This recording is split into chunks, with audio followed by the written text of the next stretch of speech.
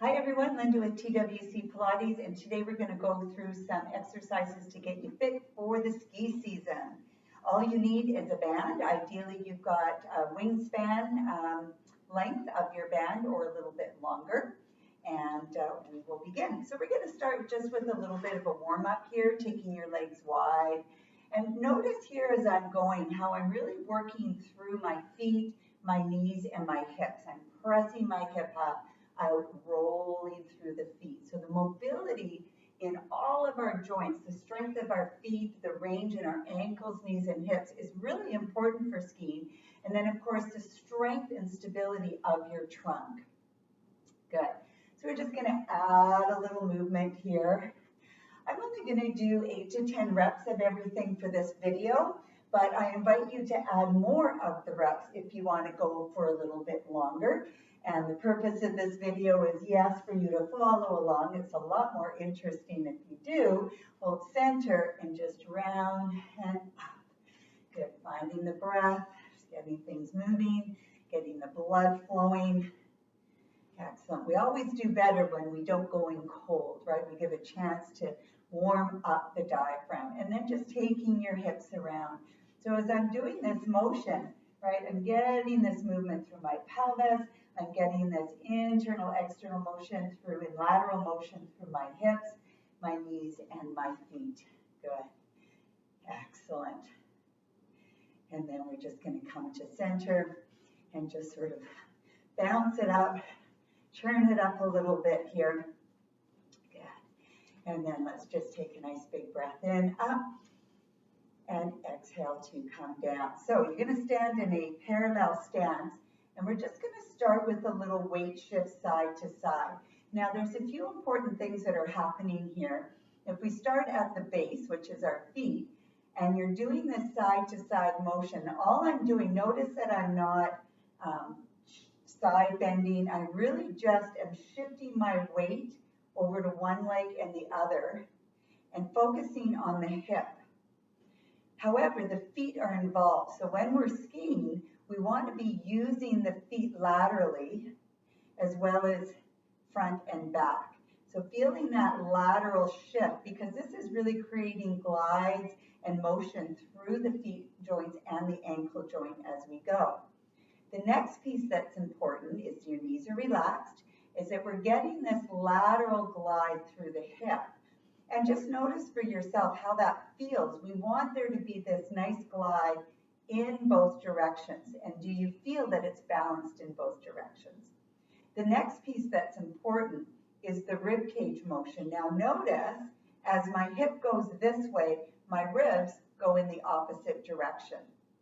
And this is what helps to keep us balanced. So as I'm shifting, my hips should go one way. You can even see in my fabric how this line is happening. Good. So if you're feeling that there's some restriction in the hips or the ribs, this is something that you'll want to free up independent of this workout, or this workout itself might manage that for you. Good. And then just shake it up. Awesome. So now we're just going to go into a Caprice. So again, you've got that parallel foot stance. Make sure your toes are forward. And all you're going to do is rise up to the forefoot and back down. Now, as we go up and down, you want to press right into the middle of your forefoot. And notice if your heels are traveling up in a straight line. Right? So sometimes when I see people do this, their ankles kind of take a little bit of a roundabout route. And we want that strength and stability through the stirrup muscles, the side calf muscles, as well as in the gastrocnemius and soleus in the back, so that you've got really strong ankle stability, both laterally. Awesome. So then we're going to take it into a plie where we're activating the hips and the knees. So we're going to rise up to your toes, arms float forward, keeping your back nice and straight. You could visualize balancing a book on your head. You're going to bend your knees and then press your heels down, maintaining that parallel position of your feet and knees, and then press through your heels to stand up. So we go up, we go down, and again, what? Really notice, are you staying centered on the forefoot, heels staying parallel, knees staying parallel. Press your heels down, nice stretch through the feet, the Achilles and the soleus, and then stand up. So we go up, we plie, press the heels, and stand up. Reverse. So we're going to bend, rise up, stand up, heels down, plie, heels. And if you wanted to add more load, you could always be holding on to dumbbells on the shoulders. You could hold your arms in an overhead press. So lots of ways to make this more challenging, but we'll just start with the motor pattern to start. Good. And then just shake that out. Fantastic. So now we're going to take your band and we're going to open it up and just lay it down flat like so. You're going to place your feet either in line with the hip or no wider than pelvic width apart. And you want to sort of spread that band with your feet a little bit. And then we're going to cross the band, get some nice tension, so choke up, and then just bring your hands to your side. So we've got nice strong back, engaged through the abdominals, and my knees have a slight bend. So they're not locked, they're just unlocked. We're going to practice that weight shift. And so I'm going to shift over to this side. So the side hip has to activate to stabilize. I'm going to flex my other foot, and I'm going to lift from my side hip. And then I come down. So I shift. This side has to stabilize. I flex my foot, and I lift from my side hip. I bring the foot down and center. I shift. I get stable. Stability always sits behind mobility. So you want to have that stability piece, your alignment piece, and then the movement will have more control and flow. So now we can add a little more glute. So we go shift, flex. As I'm going to take my leg out and back, and then I plant, I shift, I take my leg out and forward. I shift, I get stable on this hip, I keep my spine tall and strong, I take my foot flexed out and back. And then I take it out and return. Let's do each side one more time. Shift, flex the foot, take it back. And as much as it's fun to move quickly, and moving quickly is not bad, moving a little slower at first teaches you the nuance, and it shows more control and more stability. And then we bring it back. Good. So then we can take the band and just bring the knees a little more narrow. Again, the knees are a little bit bent. And let's just go into a bicep curl. So when I'm doing a bicep curl, I'm keeping my arms away from my torso. And I'm thinking not just about the bicep curl itself, but I'm thinking about the stability required in the front and back of my body. So as I'm standing here, I'm thinking about my mid-back being strong, my abdominals being strong, my legs, right? I want to keep that mobility in the joints. So my knees have a soft bend, core is engaged. I'm ready to move if I need to. So we just curl and press. Good. And then we can take that into a tricep kickback. So I'm going to come into my ski stance. I want to keep my collarbone wide, eyes forward, core engaged, and I'm just going to press back and in. In this position, notice I'm long and open through my neck. I'm soft and wide through the upper traps. Instead, what I'm doing is stabilizing in through my mid-back. So I'm thinking about almost squeezing the back of my armpits together. It gets us close enough to where we want to be. Good. And press. And again, you can always do more reps here. I'm just establishing a routine and ideas for you. Good. And we'll do a couple more here. And in. And press. And in. Good. And then stand all the way up. So we can come off the band, but we're going to keep holding on to it. For now, just place your hands on your hips in a parallel foot position. We're going to go into lunging.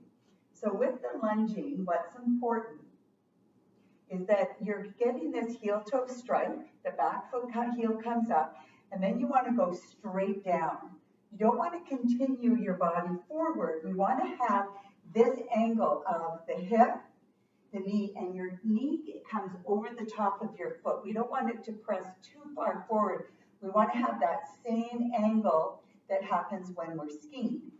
The back knee is right under your shoulders. When you come back, activate your core, push through that front foot to bring yourself back.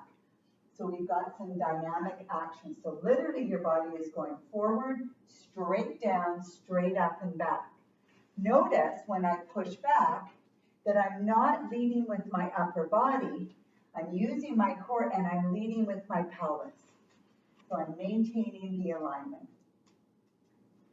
Good. So if the technique and the form of the lunge is something that's requiring some focus and concentration, I suggest that you get really fluid at the legs before you add the arms. So now I'm just adding, this adds a balance challenge. This adds some arm and mid-back challenge. And I'm having to use my abdominals in the middle to help coordinate the legs from the arms. As I'm pulling the arms wide, my neck and shoulders are staying relaxed. In fact, we can add a eye vision challenge and a balance challenge, important for skiing, that we can look around but still keep moving by turning my head. I can play with that by looking up, looking down, looking left, looking right. So moving around, the quality of the output is really based on the quality of the input. It's important that we can see everything going on around us, choose our line, see skiers around us to be safe. Good. And bring it all the way up and shake that out. Excellent. Okay, so now we're going to go into some squats, and we're going to take the band around the back, and I've got it sort of around, the lower part of the shoulder blade, and you want to have just enough tension that you can push out and in. That's a tricep activation in skiing. So parallel foot position, we're going to take it low, and we're going to pulse the arms and the legs. Pulse the arms and the legs. So as my arms press forward, I want to think about my abdominals pressing back. So I'm pulling my belly towards my spine as I'm pressing my arms forward. Notice my heels are staying down. My knees press forward because my hips are going back. Notice as well the angle of my upper body. Eyes are forward, chest is up. We never want to be doing this because I'm using more of my low back. I'm not getting nearly the glute engagement, and nor am I watching where I'm going. So that is really important. So we'll just do 4 more press, and 3, 2, and 1, and bring it all the way down. Wonderful. So we're just going to do one more exercise here. We're going to lie down on the back. We want to get some activation of the glutes. So your feet are planted. You can feel your toes down. We want to get what's called a scoop, squeeze, and roll. Take a breath in. As you exhale, I go into a pelvic tuck, so I'm sinking belly to spine. Now I want to squeeze my glutes, the lower fibers of my glutes, right into my sits bones, and I want to narrow my knee angle enough that I can feel the inner thigh helping my glutes. As I lift, what's important here is that the lengthening is coming from your hips through your thighs up your knees, and I can still feel that my full foot is planted on the floor. I'm not rolling out or in, turning my feet up, and keeping that parallel position. And then we pause for a breath and come back down. Inhale. Exhale. Press into your feet. Squeeze your glutes. As you press up, it's more the hip extension. Throat is open, collarbone wide, shoulder blades heavy. Inhale at the top. Keep that big toe down, baby toe ball down, pressing into your heels, squeezing, and bring it back down. So you can continue with this. Your feet and knees are only going to be about a fist distance apart. And we press up again. Think of that scoop, the squeeze and roll. Now we want to keep our pelvis level, really into the glutes, pressing into the feet. Take a breath in. Keep your hands on your pelvis so you can feel if your pelvis is rocking or tilting, and take one foot off. Extend that leg out and glue your knees together. Lift your pelvis a little higher. Take your arms straight up, breathing. Lower your hips about 3 inches and lift. Now, when I think lift, I more want to focus on the lengthening of my knee reaching over my toes. We lower, squeeze, reach the knee long. And just one more on this side, your pelvis is level. And then place your foot down, roll all the way down and stay. Other side, breath in. Exhale, scoop, find your core, squeeze. Narrow the knee angle as you reach your knees over your toes. Take your other leg off. Squeeze your knees together. Check that your pelvis isn't tipped or tilted. A little lower and press. And all the work, really focus on the lower fibers of the glutes. The upper fibers are gauging, but this is often what gets missed. So we're down and up. Keeping your ribs soft. If you tend to arch up in the ribs or if you're a little tight in the hips, you're going to want to really cue. So put your hands on your ribs. Check that they stay soft. And up, and one more time, and up. Bend your knee and roll all the way down. Nice work. Give your legs a little hug. So I'll come on with some new and different ski fit exercises that you can do. Open your arms, take your legs to one side. Stretching is also really important as well. Take a breath in, draw belly to spine to come back.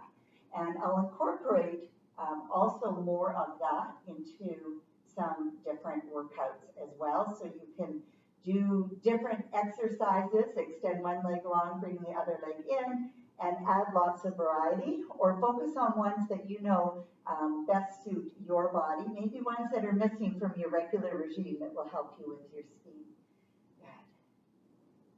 So bend your knees, roll onto your side. I hope you found that helpful, and I'll see you with some more ideas next time.